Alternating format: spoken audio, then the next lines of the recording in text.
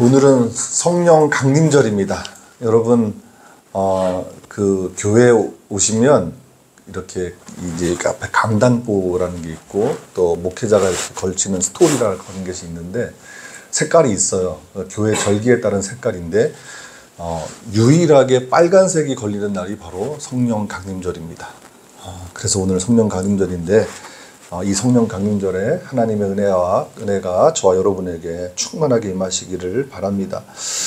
예수님께서 부활하신 후 이제 승천하시기까지 제자들과 이제 40일을 함께 하셨죠. 그때 제자들에게 성령을 약속하셨습니다. 사도행전 1장 4절을 보니까 예루살렘을 떠나지 말고 내게서 들은 바 아버지께서 약속하신 것을 기다리라. 그리고 이제 그 다음에 너희 요한은 이제 물로 세례를 베풀었지만 너희는 성령으로 세례를 받을 것이다. 이런 약속을 하셨습니다. 제자들은 이제 그런 주님의 약속을 믿고 마가의 다락방에 모여서 기도에 힘썼습니다. 성경은 그때 모인 무리의 수가 약 120명이었다고 기록하고 있습니다. 그렇게 기도하던 중에 이제 유대인의 큰 명절인 이제 오순절이 되었을 때 드디어 약속하신 성령이 제자들에게 임했습니다. 그러니까 예수님께서 부활하시고 나서 50일째 되는 날이기도 하고 승천하시고 나서 이제 열흘째 되는 날이죠.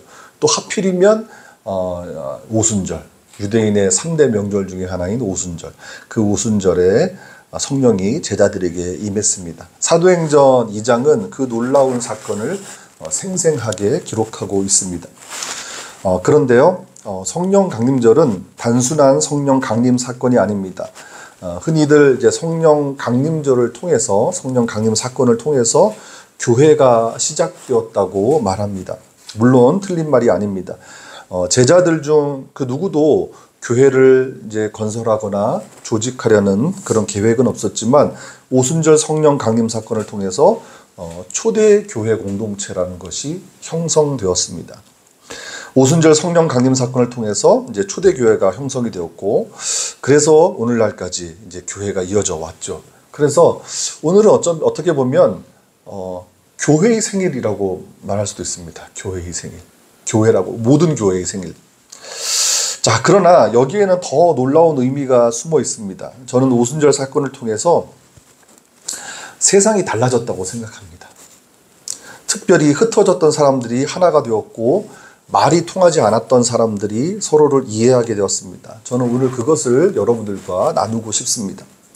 오늘 우리가 읽은 성서일과의 구약 본문은 창세기 11장의 말씀입니다. 우리가 잘 아는 바벨탑 이야기이죠.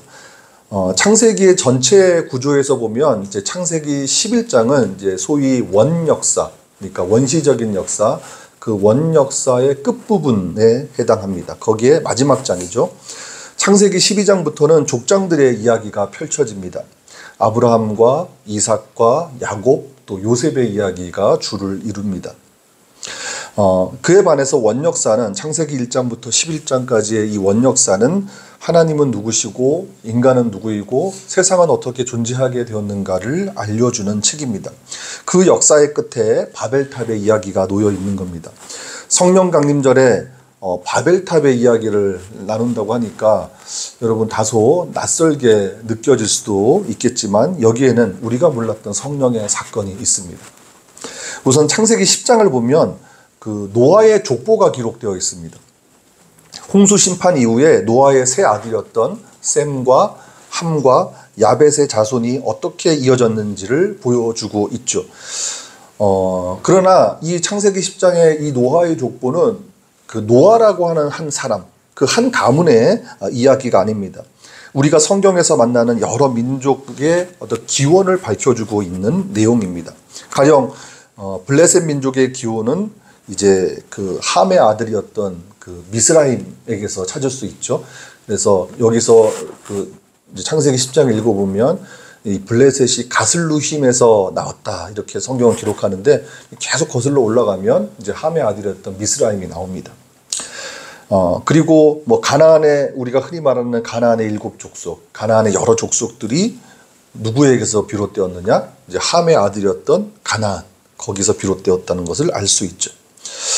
여기서 우리가 창세기 10장의 그 말씀에서 우리가 주목할 말씀은 창세기 10장 32절의 말씀입니다. 이렇게 기록합니다.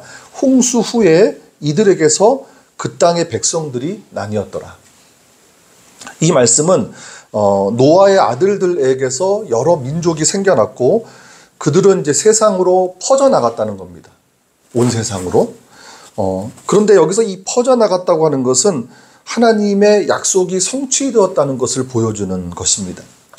하나님은 사람을 창조하시고 어떻게 약속하시고 어떻게 명령하셨냐면 생육하고 번성하고 땅에 충만하라 이렇게 말씀하셨습니다. 하나님이 사람을 지으실 때 하신 약속과 명령이 노아의 후손 때에 이르러서 성취된 것을 보여주고 있는 겁니다. 노아의 후손들은 그렇게 생육하고 번성하기 위해서 살기 좋은 곳으로 옮겨 갔던 겁니다. 그리고 마침내 시날 평지까지 가서 거기에 도착합니다. 이 시날 평지는 지금의 이라크 남부 지역에 속하는 지역입니다. 티그리스 강과 유프라테스 강이 만나는 하류 지역이었고 그렇기 때문에 아주 비옥한 지역이었습니다. 우리가 잘 아는 그 4대 문명의 발산지 중에 하나였죠. 메소포타미아 문명 중. 그리고 강의 상류에서부터 떠내려온 진흙이 많은 곳이기도 했습니다. 노아의 후손들은 그런 시날 평지를 보았을 때 야, 여기가 살만한 땅이구나. 여기가 우리가 정착할 만한 곳이구나. 이렇게 여겼던 것 같습니다. 그런데 그들이 그곳에 도착해서 했던 말들이 의미심장합니다. 자, 창세기 11장 3절과 4절에 어떤 이야기를 합니까? 벽돌을 만들자. 성읍과 탑을 건설하자. 탑 꼭대기를 하늘에 닿게 하자. 우리의 이름을 내자. 그리고 흩어짐을 면하자. 하나님의 약속과 명령은 온 땅으로 흩어져서 생육하고 번성하고 땅에 충만하는 것인데 시날 땅에 이르러서는 이제 흩어지지 말자 이야기하는 겁니다. 이들의 말을 현대적인 의미로 풀면은 이제 도시를 건설하자는 것입니다. 동쪽으로 이주하다가 시날 평지가 살만한 곳 그리고 정착할 만한 곳으로 여겨져서 도시를 건설하고 문명을 건설하고 싶었던 거죠. 물론 그렇게 도시를 건설하고 문명을 건설한 일 자체는 아무런 문제가 되지 않습니다. 오히려 하나님이 인간에게 주신 선물일 수도 있습니다. 그러나 시날 평지에서 성읍과 탑을 건설하려 했던 사람들의 의도에는 문제가 있었습니다. 그 의도는 첫째, 그들의 이름을 내는 것이었고 둘째는 흩어짐을 면하는 것이었습니다. 이것이 그들을 흩으시는 하나님의 심판을 불러왔죠. 자, 4절을 보시니까 4절에서 우리 이름을 내고 이렇게 그들이 말을 하는데 이 우리 이름을 내고에 해당하는 히브리어 본문을 직역하면 우리 자신을 위하여 이름을 만들자입니다. 우리 자신을 위하여 이름을 만들자. 그러니까 구약 성경의 맥락에서 보면 이름을 짓는다는 것은 우월적인 위치에 선다는 뜻입니다. 창세기 2장에 보면 하나님께서 아담에게 동물과 생물의 이름을 짓게 하십니다. 이것은 인간에게 우월적인 위치를 허락하시고 피조물을 다스리고 관리하도록 책임을 주셨다는 뜻입니다.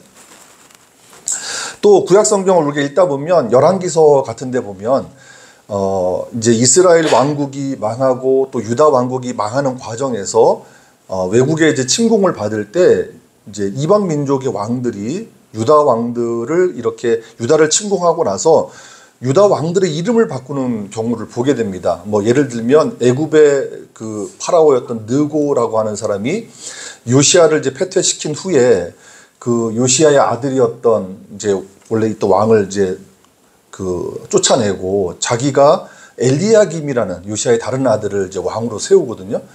그리고는 이름을 여호야김으로 바꿉니다. 그리고 이제 바벨론의 느부갓네살 같은 경우도 마따니아라고 하는 왕을 세운 다음에 나중에 이름을 시드기야로 고치죠. 이런 것들이 이제 우월적인 위치에 서는 겁니다. 우리나라 역사에서도 일본이 우리를 식민지로 지배할 때 창씨 개명하지 않았습니까? 그것도 같은 의미라고 보시면 될 것 같습니다. 자, 그렇게 보면 시날 평지에서 탑을 쌓으려고 했던 사람들이 이제 어떤 생각을 가지고 있었는지 짐작할 수가 있습니다. 그들은 높아지고자 했습니다. 하나님께서 지어주시는 이름이 아니라 그들 스스로 이름을 만들어서 하나님에게서 독립하려고 했던 겁니다. 말하자면 하나님의 통치에서 벗어나서 그들 스스로 주인이 되겠다는 것입니다. 흩어짐을 면하자는 것도 마찬가지입니다. 생육하고 번성하라는 하나님의 약속과 명령이 있었지만 더 이상 흩어지지 말자, 그렇게 외칩니다. 이것은 하나님의 뜻에 저항하자는 불순한 선동이었습니다. 온 땅에 널리 흩어져서 생육하고 번성해야 하나님의 영광이 드러날 텐데 그것을 거부한 것입니다. 이런 모습을 다 보고 계신 하나님께서는 가만히 계실 수 없었지요. 5절을 보십시오. 하나님께서 사람들이 건설하는 성읍과 탑을 보려고 내려오십니다. 여기서 하나님께서 내려오셨다라고 하는 표현은 아주 부정적인 맥락에서 사용됩니다. 본래 하나님의 내려오심은 사람을 찾아오시는 하나님의 사랑이죠. 예수 그리스도께서 성육신 하셔서 우리에게 오신 사건이 가장 뚜렷한 증거 아닙니까? 그러나 지금은 분위기가 다릅니다. 징계와 심판의 분위기입니다. 물론 사람들이 건설한 도시 문명 자체가 악해서가 아니라 도시를 세우고 탑을 쌓아 올리는 사람들, 그들의 의도가 악해서 내버려 둘 수 없었던 겁니다. 하나님은 인간의 오만을 보신 겁니다. 그리고 그들이 무엇 때문에 오만했는지 원인을 찾으셨는데 놀랍게도 그 원인이 그들의 말에 있었습니다. 창세기 11장 6절을 한번 읽어보실까요?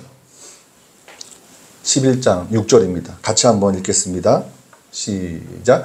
여호와께서 이르시되 이 무리가 한 족속이요 언어도 하나이므로 이같이 시작하였으니 이후로는 그 하고자 하는 일을 막을 수 없으리로다. 그들의 말이 하나였고 그들의 언어가 하나였다는 것이 원인으로 하나님 찾으신 겁니다. 창세기 11장은 이렇게 시작합니다. 온 땅의 언어가 하나요 말이 하나였더라. 그들의 언어와 말이 하나였기에 서로 간에 소통할 수는 있었지만 하나님과는 불통했습니다. 그들의 언어와 말이 하나였기 때문에 서로의 뜻을 모을 수는 있었지만 하나님의 뜻은 멀리 했습니다. 결국 그들의 말에는 하나님이 없었어요. 우리의 말에는 하나님이 있는지 한번 돌아보았으면 좋겠습니다. 그래서 하나님은 그들의 언어와 말을 혼잡하게 하십니다. 7절을 보십시오. 자, 우리가 내려가서 거기서 그들의 언어를 혼잡하게 하여 그들이 서로 알아듣지 못하게 하자. 인간의 악한 의도를 깨뜨리시는 하나님의 심판입니다. 그러나 하나님의 이 심판은 우리에게 또 다른 안목을 열어줍니다. 하나님께서 인간의 언어를 혼잡하게 하신 목적은 인간을 지면에서 흩으시기 위함이었죠. 인간은 흩어지지 않기 위해서 탑을 쌓았는데 하나님은 도리어 인간을 흩으셨습니다. 이것은 하나님의 심판이 단순히 징계와 응징의 차원만은 아니라는 것을 의미합니다. 표면적으로 보면 하나님의 징계가 맞고 하나님의 응징이 맞습니다. 인간의 계획이 물거품이 되었기 때문입니다. 하지만 더 깊이 들여다보면 인간을 향한 하나님의 사랑이고 하나님의 은혜라는 것을 알 수 있습니다. 생육하고 번성하고 땅에 충만하라는 하나님의 약속과 명령이 심판을 통해서 이루어지기 때문입니다. 여러분 놀랍지 않습니까? 사람들의 실패가 하나님에게 기회가 된 것입니다. 하나님은 그렇게 인간이 실패한 자리에 오셔서 그것을 고치시고 또 하나님의 일을 하시는 분입니다. 하나님은 시날 평지의 사건을 보시고 그곳을 뭐라고 부르셨습니까? 오늘 본문에 보니까 바벨이라고 부르셨습니다. 우리 9절을 다시 한번 읽어보겠습니다. 9절 시작. 그러므로 그 이름을 바벨이라 하니 이는 여호와께서 거기서 온 땅의 언어를 혼잡하게 하셨음이니라. 여호와께서 거기서 그들을 온 지면에 흩으셨더라. 본래 이제 이 바벨이라고 하는 말은 이제 바벨론의 히브리식 지명 명칭입니다. 더 기원을 거슬러 올라가면 아카드어, 고대 아카드어에서 바빌루라고 하는 말이 있는데 이 바빌루라고 하는 말이 바벨이 된 거예요. 바벨론이 됐고 이제 히브리 사람들은 그걸 바벨이라고 불렀죠. 뜻은 신의 문이란 뜻입니다. 신의 문. 신의 문. 그러니까 그들이 탑을 쌓아서 하늘에 닿게 하자. 이제 하늘에 신이 계신다고 믿었을 테니까 그곳에 신의 문까지 이제 간다는 그런 의미로 지었겠죠. 비록 그것이 실패로 돌아가기는 했지만 인간의 입장에서 보면 그렇게 탑을 쌓아서 하늘에 닿게 하고자 하는 그 노력 자체가 놀라운 시도 아닙니까? 어마어마한 거죠. 그래서 바벨은 인간에게는 엄청난 자랑입니다. 우리가 이렇게 위대한 건축을 했구나. 이렇게 위대한 일을 했구나. 그러나 하나님은 그 인간의 자랑을 조롱하십니다. 인간들은 하늘에 닿을 만큼 높이 탑을 쌓았지만 하나님은 그것을 보려고 내려오셔야 할 만큼 낮은 탑이었습니다. 인간들이 볼 때는 어마어마하게 높아서 끝이 보이지 않을 정도로 높은 탑이었을지 모르지만 하나님은 내려오셔서 봐야 될 만큼 낮은 탑이었다는 겁니다. 그러니까 성경의 기록이 인간의 교만과 자랑을 이렇게 조롱하고 있는 겁니다. 하나님은 결국 인간을 흩으셔서 건설을 멈추게 하셨습니다. 그리고 그 바벨에서 언어를 혼잡하게 하셨어요. 여기서 혼잡하게 하다에 해당하는 히브리어가 발랄이라고 하는 단어인데 이 바벨이라는 단어와 비교하면 그 철자도 비슷하고 발음도 비슷합니다. 그러니까 성경에서 언어 유희가 사용된 거예요. 우리가 성경을 이제 히브리어 성경을 보면 그 언어 유희가 굉장히 많습니다. 이게 문학적인 표현일 수도 있는 거죠. 그러니까 히브리 사람들이 볼 때는 바로 알아볼 수 있는 언어 유희입니다. 제가 언젠가 한번 설교 중에 그 연산군 이야기를 한 적이 있죠. 거기에서 그 연산군이 이제 강화도 교동으로 유배가 되었는데 그 민가에서 사람들이 막 노래를 불렀는데 그 노래 가사 중에 뭐 흥청망청이라는 말이 나오잖아요. 그 흥청이라고 하는 말이 흥청망청이라는 말 뜻은 여러분 잘 아시겠지만 흥청이라고 하는 것은 이제 당시 궁중에서 이렇게 연회를 베풀 때 오던 기생의 계급을 말합니다. 아주 고위 기생이라고 할 수 있죠. 근데 흥청 좋아하다가 나라 망한다. 그러니까 이것도 언어 유희를 사용한 거예요. 그러니까 어떤 시대든 문학에는 그런 이제 언어 유희가 사용되는데 이 성경에서도 바로 그런 언어 유희를 통해서 그들의,를 이야기, 풍자하고 있는 거죠. 뭐 요즘에 아재 개그도 또 비슷한 것 아니겠습니까? 그리고 인간의 교만과 자랑을 풍자하고 있는 겁니다. 하나님처럼 높아지려다가 오히려 혼잡해지고 혼란스러워졌다라는 거예요. 자, 그러나 우리가 여기서 유념할 것은 하나님의 은혜와 사랑입니다. 그것은 곧 성령의 사건이기도 합니다. 하나님은 때때로 우리를 흩으심으로 우리를 지켜내십니다.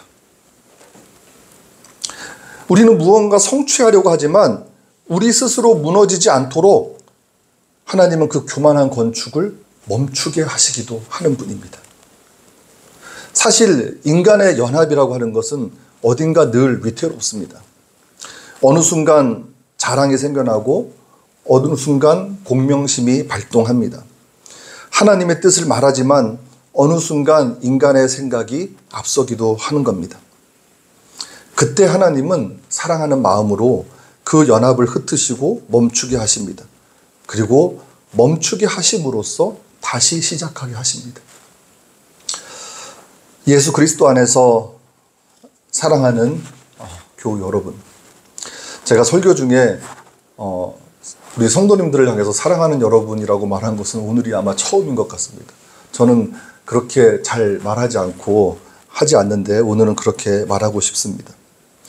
여러분, 우리 안에 바벨은 무엇입니까? 우리 개인에게도 또 우리 공동체에게도 하나님이 원치 않는 바벨이 있을 수 있습니다.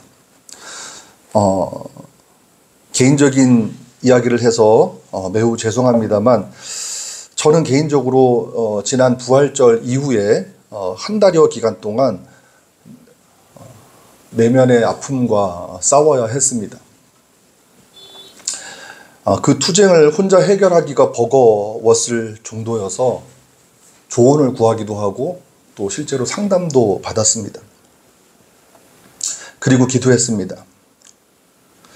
하나님께서 우리 교회의 연합을 멈추게 하셨을 때 저는 저라는 인간의 실패를 마주했습니다. 그게 제일 힘들었습니다. 그러나 오늘 말씀을 준비하면서 흩으시고 멈추게 하셨던 순간이 도리어 은혜였음을 깨닫게 되었습니다. 바벨탑의 이야기는 하나님이 사람들을 온 지면에 흩으셨다는 기록으로 끝을 맺습니다. 언뜻 보면 이제 모든 관계가 끊어지고 소통이 단절되는 것처럼 보입니다. 그래서 실패와 아픔만 그 자리에 남은 것처럼 보입니다. 그러나 하나님은 그 흩어짐을 통해서 다시 시작하게 하십니다. 바벨탑의 이야기가 끝나면 이제 어떤 내용이 나옵니까? 셈의 족보, 셈과 함과 야벳, 노아의 첫 번째 아들이었던 셈의 족보가 소개됩니다. 셈은 아브라함의 조상입니다. 창세기 12장부터는 아브라함의 소명을 시작으로 족장들의 역사가 기록되죠. 하나님의 구속사가 본격적으로 시작되는 겁니다. 그것은 흩어진 민족들을 다시 모으는 구원의 역사입니다. 특별히 사도행전 2장에 기록된 오순절 성령 강림 사건은 흩으시고 모으시는 하나님의 은혜를 가장 극적으로 보여주고 있습니다. 바벨탑의 이야기를 사도행전 2장과 연결해서 보면 바벨에서의 흩어짐이 끝이 아니었다는 것을 알게 됩니다. 오히려 다시 하나가 되는 사건을 암시하고 있다는 것을 읽게 됩니다. 사도행전 2장에 보면 바벨에서 흩어졌던 민족들이 다시 언급되고 있습니다. 오순절에 성령이 임하자 각국의 사람들이 예루살렘에 모여 있다가 그 놀라운 사건을 보게 됩니다. 급하고 강한 바람 소리가 나고 불의 혀 같은 성령의 강력한 임재를 보게 됩니다. 그런데 더 놀라운 것은 사람들이 성령이 말하게 하심을 따라 각 나라의 언어들로 말하기 시작했다는 겁니다. 그리고 각 나라의 언어로 알아듣기 시작했다는 겁니다. 갈릴리 사람이었던 제자들이 성령의 말하게 하심을 따라 각 나라의 언어로 말하기 시작했고, 그리고 거기에 모였던 각국의 사람들은 그 말을 다 알아들었습니다. 하나님은 바벨에서 말을 혼잡하게 하셨지만 이제 예루살렘에서 말을 통하게 하셨습니다. 사도행전 2장 11절을 보십시오. 예루살렘에 모여있던 각 나라 사람들이 이렇게 고백합니다. 우리가 다 우리의 각 언어로 하나님의 큰 일을 말함을 듣는도다. 하나님이 말을 하나로 만드신 게 아닙니다. 서로 소통할 수 있는 하나의 언어를 만드신 게 아닙니다. 하나님께서 성령을 통해서 흩어진 말들을 알아듣게 하신 거예요. 이제는 사람들이 하나님처럼 높아지려고 말하는 것이 아니라 하나님이 성령을 통해서 사람들에게 오셔서 말을 하게 하시고 말을 알아듣게 하신 거예요.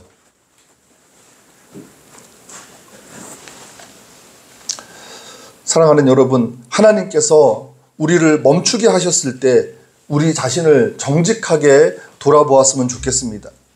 혹시 우리의 말과 우리의 생각에 하나님이 없는 것은 아닌지 자문해 보았으면 좋겠습니다. 사업이 되었든 인간관계가 되었든 무엇이 되었든 간에 그것을 이루려고 하는 우리의 중심에 하나님이 없다면 하나님은 그것을 무너뜨릴 수 있습니다. 왜냐하면 하나님은 우리를 사랑하시기 때문입니다. 비록 멈추는 순간이, 무너지는 순간이 우리의 실패처럼 보일 수도 있지만 우리가 하나님의 손을 놓지 않는다면 하나님은 반드시 성령을 통해서 우리를 다시 회복시킬 것입니다. 하나님은 오늘도 성령의 사건을 일으키십니다. 성령께서 우리 안에 임하시면 우리는 들리지 않던 하나님의 말씀을 들을 수 있습니다. 이제 여러분에게 간곡하게 요청드립니다. 때로는 흩으시고 결국에는 모으시는 하나님을 의지하시기를 바랍니다. 흩으시고 모으시는 하나님께서 오늘도 성령을 통해서 우리 삶에 역사하시기를 주님의 이름으로 간절히 축복합니다. 성령 강림절은 단순한 교회의 전통이 아니라 하나님의 말씀을 다시 듣기 시작하는 날이고 멈추었다가 다시 시작하는 하나님의 은혜의 날입니다. 부디 여러분 안에서도 하나님의 말씀이 다시 들리시기를, 그래서 우리가 다시 하나 되기를 주님의 이름으로 다시 한번 축복합니다. 우리 이제 찬송하겠습니다. 성령을 간절히 사모하는 마음으로 우리 함께 찬양합니다. 빈들의 마른 풀같이.